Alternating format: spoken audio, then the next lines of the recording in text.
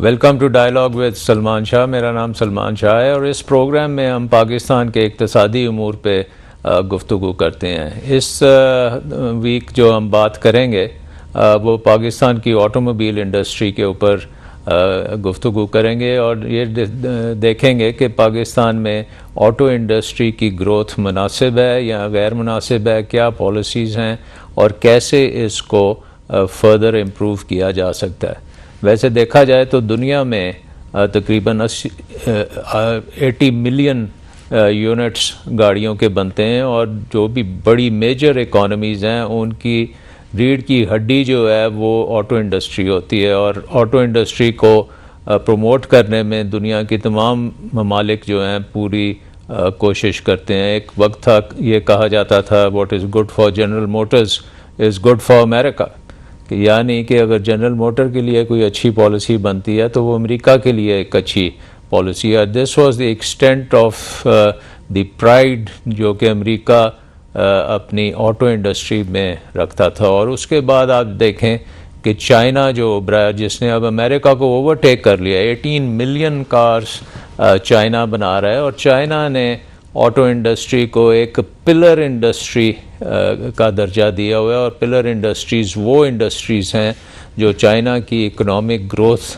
के लिए वो यूनिक कंसिडर करते हैं और उनको बहुत इम्पोर्टेंस देते हैं। और ऑटोमोबाइल इंडस्ट्री जो है वो यूनिक इसलिए है कि इसमें इनोवेशन आएगी, इसमें टेक्नोलॉजी आएगी, इसमें जो इकोनॉमिक ग्रोथ है वो बहुत है और चाइना चाहता है कि उसको लेटेस्ट जो इनोवेशंस हैं उसमें वो हिस्सा ले और दुनिया का लीडर बने। और हमने देखा कि इंडिया जो कि हमेशा अपनी ऑटो इंडस्ट्री को उसने प्रिमिटिव रखा और कई साल हम वहाँ हिंदुस्तान और एम्बेसडर गाड़ियाँ देखते रहे जो कि रिजेक्टेड मॉडल्स थे यूरोप के। उन्होंने कई साल चलाने के बाद अपनी इंदिरा गांधी के बेटे ने एक सुजुकी की इंट्रोडक्शन की। That was the first major improvement in the Indian auto industry जो कि बड़ी नॉन ट्रांसपेरेंट थी, जो कि किसी और को वो मौका नहीं दिया गया और पॉलिटिकली बड़ी डैमेजिंग भी थी इंडिया के लिए। लेकिन मारुति जो बनी उस गाड़ी, उसने इंडिया की ऑटोमोबाइल इंडस्ट्री को भी चेंज किया और आज वहाँ बड़ी मेजर इन्वेस्टमेंट्स MNCs पूरी दुनिया से इंडिया में इन्वेस्ट कर रही हैं और इंडिया आज छठा सबसे बड़ा ऑटोमोबाइल व्हीकल मैन्युफैक्चरर बन चुका है। उसके बाद आप ये देखें कि साउथ अमेरिका में ब्राज़ील है, 6th लार्जेस्ट पॉपुलेशन, पाकिस्तान जितनी पॉपुलेशन है और एक बहुत मेजर ऑटो इंडस्ट्री है और वो ऑटो इंडस्ट्री उनकी इकोनॉमिक ग्रोथ का इंटेग्रल हिस्सा है। पाकिस्तान में कहानी जो है हमेशा से पाकिस्तान कम से कम इंडिया के मुकाबले में ख़ासा लिबरल रहा है, लेकिन अब हम आके कुछ पीछे होते जा रहे हैं और इस वक्त पाकिस्तान की जो प्रोडक्शन है दुनिया में 35 नंबर पे आते हैं, जो कि हमारी आबादी और हमारी इकॉनमी के साइज से मेरे ख्याल में हमें कम से कम टॉप 10 में ज़रूर होना चाहिए था। थाईलैंड जैसा मुल्क जो है उसको अगर आप देखें तो वो बरतानिया जितनी गाड़ियाँ बनाते हैं। सो इस इंडस्ट्री के ऊपर अगर फोकस किया जाए तो आई थिंक कि इससे एक तो इकोनॉमिक ग्रोथ बहुत बनेगी और इसमें एम्प्लॉयमेंट जनरेशन के भी बेशुमार पॉसिबिलिटीज़ हैं और हाई वैल्यू जॉब्स जो हैं वो ये इंडस्ट्री बनाती है और इसमें लेबर कॉस्ट जो हैं वो बड़ी एक इम्पॉर्टेंट कंपेटिटिव एज देती है जो कि चाइना ने ली है। और चाइना ने लेबर के ऊपर भी अपने आप को लेवरेज किया, बट उसने साथ साथ स्किल्स में, टेक्नोलॉजी में, बाकी चीज़ों में भी पूरी सपोर्ट जब दी है इस इंडस्ट्री को तो ये इंडस्ट्री चल पड़ी है। ये इश्यूज़ जो पाकिस्तान की ऑटो इंडस्ट्री अब हम देख रहे हैं या ऑटो इंडस्ट्री फेस कर रही है, उनको डिस्कस करने के लिए हमारे पास आज एक बड़ा नॉलेजेबल और कॉम्पिटेंट पैनल है। लेट मी इंट्रोड्यूस सबसे पहले परवेज़ गियास साहब हैं, चीफ एग्जीक्यूटिव हैं इंडस मोटर्स के, जो टोयोटा की बड़ी पॉपुलर ब्रांड पाकिस्तान में है वो मैनेज कर रहे हैं। फाइनेंस की बैकग्राउंड है, so he is very hard on efficiencies and what do we get out of this. और पाकिस्तान की लीडिंग इंडस्ट्रीज़ में डिफरेंट बोर्ड्स पे भी हैं, बैंक्स के बोर्ड्स पे भी हैं, और सो ये इकॉनमी को और ऑटो इंडस्ट्री को बड़ी अच्छी तरह से रिलेट कर सकते हैं। इनके साथ बैठे हैं नबील हाशमी साहब, जो चेयरमैन है Pakistan auto parts and manufacturing association के, पापाम कहते हैं, if I am wrong please correct me.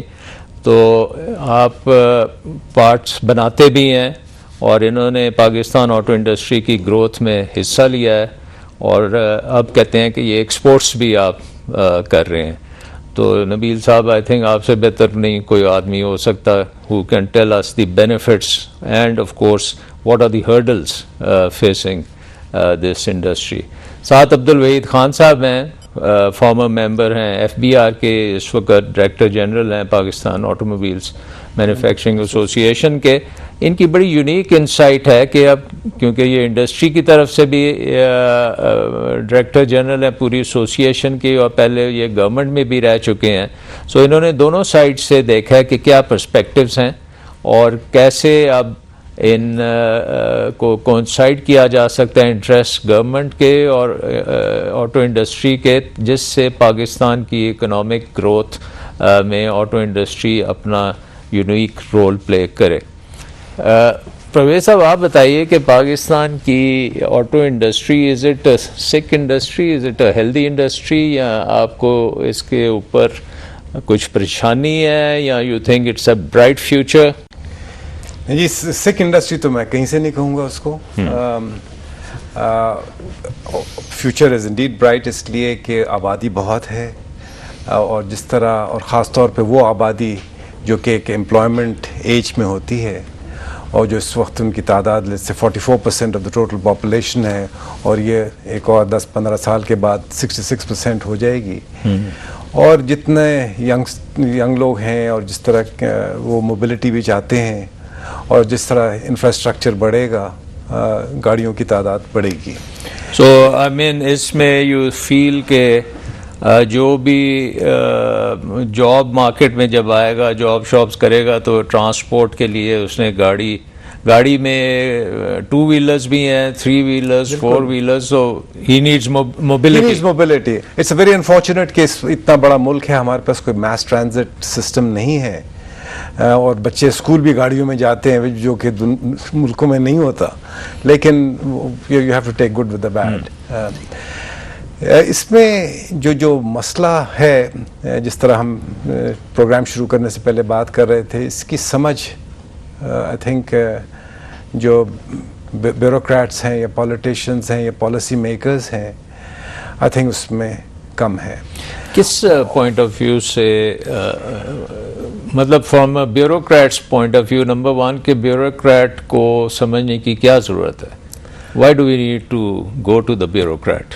Well, because देखें, इसमें अब आप जो एग्जिस्टिंग सिनेरियो में ही देख लें कि एक ऑटो पॉलिसी थी जो कि June of this year expire हो गई 5 साल के बाद। ठीक, मुश्किल से months of deliberations, PAMA, even parts of government like the Engineering Development Board and Ministry of Industries were involved. ठीक है, we reached a kind of a consensus, लेकिन कुछ नहीं हुआ, और so at this point in time we are without a policy, so to say.